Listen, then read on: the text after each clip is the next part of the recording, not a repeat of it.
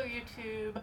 This is just a little bit of a follow-up sort of video. It's something that I had been meaning to do, but I decided that I wanted to talk about it and post it after my tarot study video on the Empress. So if you are interested in tarot, you might want to take a look at that first. If you're not, though, this can serve as a standalone. And I have no idea when I'm going to post this, so it might be right after, it might be a little bit further down the line. But in any event, so this topic is kind of related to spiritual practice in general, and particularly the way language is used in the spiritual community. And I want to start by saying that I don't think that language is wrong.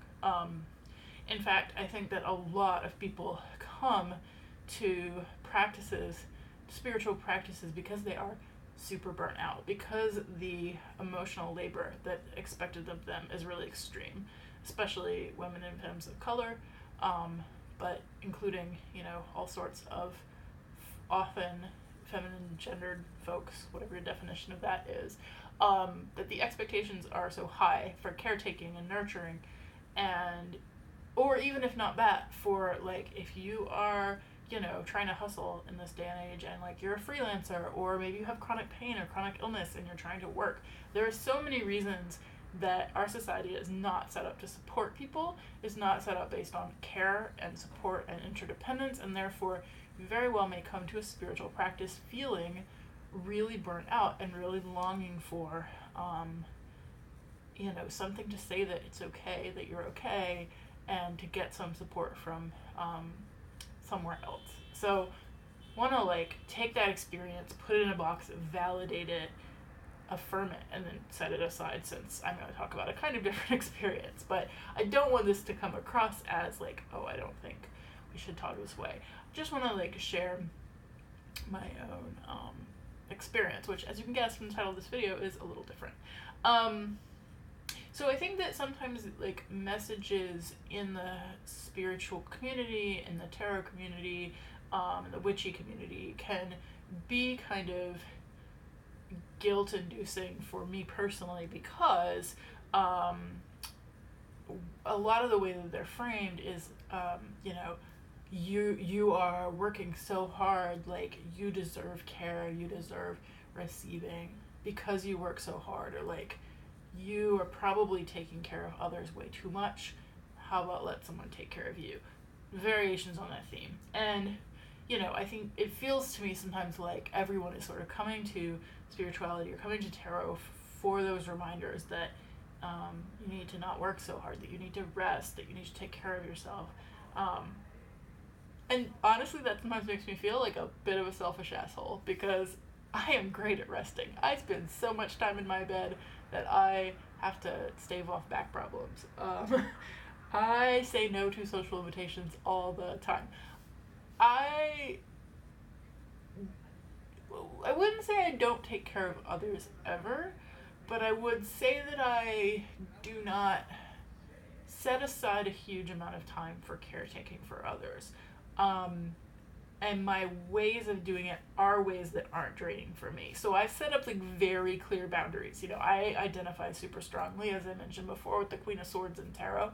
The motherfucker with the boundaries, that is me.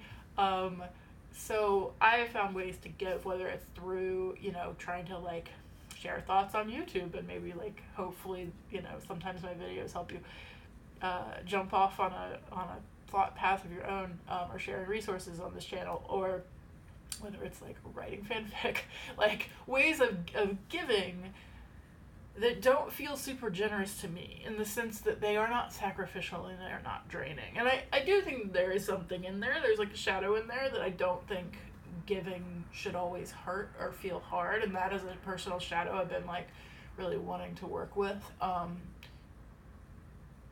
because I think you can be generous without it being painful. But at the same time, I don't feel like I'm super drained all the time, or certainly not drained by what I do. Maybe drained by just my lack of energy and the fact that I never feel very full energetically. But I do things like that. I do tarot readings, but only when I really feel in the place to do them. Or, I will give folks who really need money, but that doesn't feel, I mean, that to me feels like I'm fine. I'm like very financially privileged, so I'm able to give that money or loan that money, and it's not that big of a deal. Like, my mom has been very lately like, oh my god, because like I got her a car, but like I got her a car because her car was like real old, like 20 years old, and I wanted my mom to be able to drive safely, and I got her a used car, like, I mean, it's like relatively new, but still, like, the compared to my own situation, I was not sacrificing for her, and she raised me for 18 years. Like, she put way more money than that into me, and so, like, I don't feel like I frequently do the kind of generosity that would hurt. Like, for example, like, I'm probably not, I don't want to say never, but like, I'm probably not ever going to move to where a partner, well, really any of my partners live, to be with them. Like, that kind of sacrifice would be a huge sacrifice for me that I'm probably never going to make. I don't care for small children. I don't care for elderly people. Like, I'm not the person who, like, if somebody's sick, you know, is gonna, like, take the bus over to their house and have a casserole. That's just not me. And I know, like, this, if you're watching this, you may be like, you know, wait a minute, like, let me tell you how, like, you know, the things you do actually are generous. And I understand that. Like, I understand that there's a perspective from which I could be seen as generous, and I'd like to work on that. Like, I would like to work on that shadow and feel like the kinds of generosity that I offer are still important. But at the same time, I do think there's something in the fact that, like, I don't come to spiritual practice feeling drained AF. I don't come, like, I'm not somebody who never takes a break, who never rests.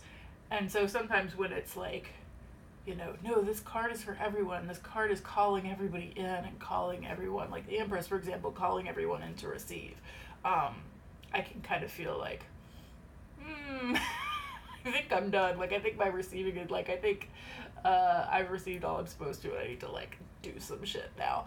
So I'm putting that out there, like, in recognition that it does come from a lot of shadow space, and that it's not necessarily truth, but it is like what my brain and my ego says to me. And I want to validate if anybody else kind of feels like that in the spiritual community, that you're not the only person. I don't know if I have any, like, brilliant words of wisdom for you, but you know, just that you're not alone, and that it's okay. I think it's okay to be present and to be here. And to sometimes, like, even when we don't need those messages, like, to either skip over them or find ways that they can apply to our situation. There you go. Feel free to subscribe if you enjoy these kind of meandering spiritual content, and leave a comment below if you have thoughts on this topic.